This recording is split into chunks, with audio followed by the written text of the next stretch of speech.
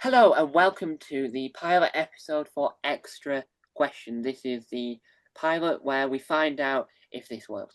And the way the show works is if I'm interviewing someone, but I've got a question that is really left field and doesn't really fit the interview, but I want to find out, so I'm extra curious, then I'll ask it anyway and I'll record it because then I remember the answer. Because what's the point in asking a question and not remembering the answer? Because you always need to remember. So my guest today is Zara Gladman. So, in your brand new BBC Scotland sketch show pilot, Good for Her, there was a clip in it of you as a child. Was that a real children's TV show or was that telly magic?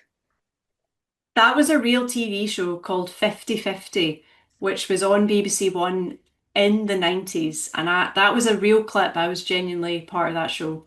Yeah, the reason why I asked that is because I was watching it going, that looks really familiar. But then I remembered it's a comedy program, so I was hesitant to know. I was hesitant that is this just one of those really good sketches when you manage, AI. yeah. And so at 50/50, it was a brilliant program. What was it like appearing on 50/50? Absolutely terrifying. I mean, so every child was given a number. I was number 24, and then you're just sat there hoping that your number will not be called. Luckily, I knew the answer to the question that was asked. I could ask the question, see if you've seen it now, but it was what's the name of the BBC's aardvark? Oh, it's Otis. It was Otis, yeah. So thankfully, I watched enough CBBC at the time that I knew the answer, but it was terrifying. You either got chosen to answer a question or you got chosen to do a physical task where you had to, like, I don't know, throw balls in a Yeah. basket or whatever. Thankfully, I was more comfortable answering a question. So.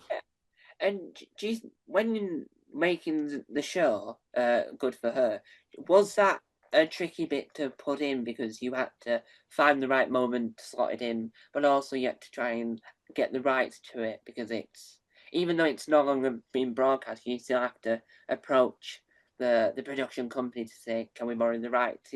Was that a tricky bit for the show? Well, I had the footage on a VHS, which I digitized. So I had the footage.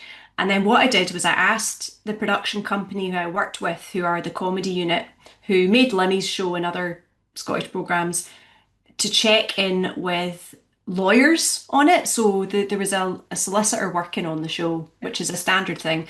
And I think because 50/50 was a BBC show, and my show is also BBC, that was a win.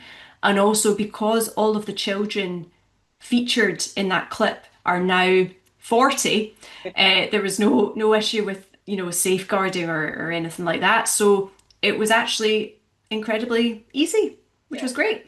Yeah, and I think what might have made worried is that they all had already given their permission to be on screen in the first place, so you didn't have to worry about blurring them out, and you're in it yourself, so you knew that you were comfortable showing yourself because you wanted to. Yeah, yeah. So it wasn't an issue at all, and I was really pleased that I could sneak that in for a little bit of nostalgia. Yeah, and with the show going out, did, did it make you really chuffed that you made this amazing thing when you heard the BBC Scotland announcer announcing that your show was on next? Do you think that gave you the same adrenaline as it did making the thing in the first place? That was such a surreal moment hearing the show being trailed. Uh, my partner filmed me listening to it actually because it felt like a special moment hearing that. It was like up next and it was my name and it was my show. So yeah, that was a really lovely moment that I tried to enjoy. Yeah, Before, I was anxious all day before it went out because I was like, oh my God, people are actually going to watch this. yeah. Forgot about that, but it was nice.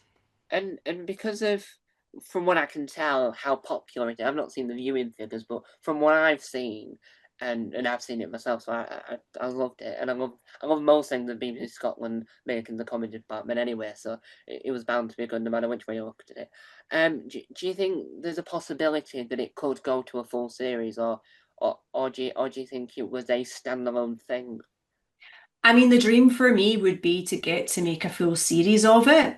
I think what happens now, I mean, this is all new to me, so I don't know exactly, but I think it will depend on things like viewing figures. So if you're watching, check it out. It's on the iPlayer. Give it a watch. And you know how well it's received. I suppose it'll depend on things like BBC budgets and what the commissioners are thinking right now. For me, yeah, it would be a dream to get to do some more because it was really fun.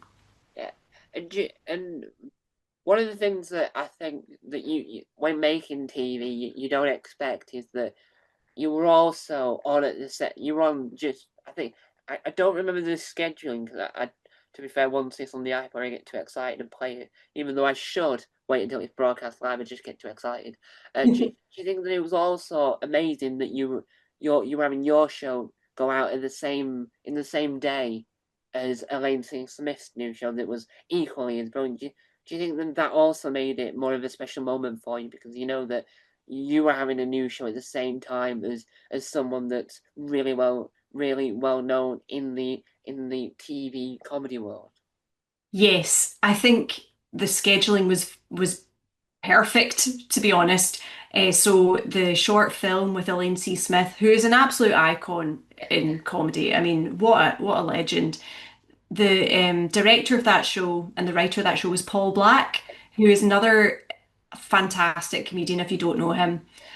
So having that on and then having my show immediately after probably I imagine may have helped me a little bit. Hopefully people didn't immediately turn off after Elaine was off screen, but it was really nice, and it was nice that you know both me and Paul have chatted. We're gonna meet for a coffee next week, and it was really nice to be part of the same schedule as that piece. Yeah, and because I think both shows and both and I'm gonna call Elaine's thing a pilot because I think it could work as a full series, but both shows were brilliant, and I think that what stands them out is that one's a show that yours is a sketch show that you are not as common as the ones were, which is brilliant because that's what BBC Scotland and I think Scotland as a country do really well is break the boundary and go, we will do sketches even if we do one in Gaelic where Donald Trump is also a Gaelic speaker and the brother that lives in Scotland, which is a whole other issue for another day. And I think what really works is that in Elaine's show, you had the aspect of someone's talent being putting up an IKEA shelf is equally as funny. It would also work in a sketch. And do you think that? Do you think it's? Do you think it's because it's Scotland and make really good TV? Do you think that's why there's so much of it? Because it's not just oh yeah, we're just going to shove these famous people in it. It's because the writing and and everyone in Scotland's really creative. I think there's a really thriving comedy scene in Scotland for sure, whether that is the stand-up circuit, there's so much going on, or, I mean, TikTok. Paul came up through TikTok. Kim Blythe, who was in my sketch show, came up through TikTok. She's now doing stand-up. I suppose for a small country, we punch above our weight when it comes to having a sense of humor. I think it's probably the bad weather that makes us cynical and needing to laugh through the misery of it all. So there's something in the culture, I think, Yeah. about wanting to have a laugh. Yeah. And so there we have it. That is the pilot episode for Extra Question. Let's find out if we have any more extra questions next time.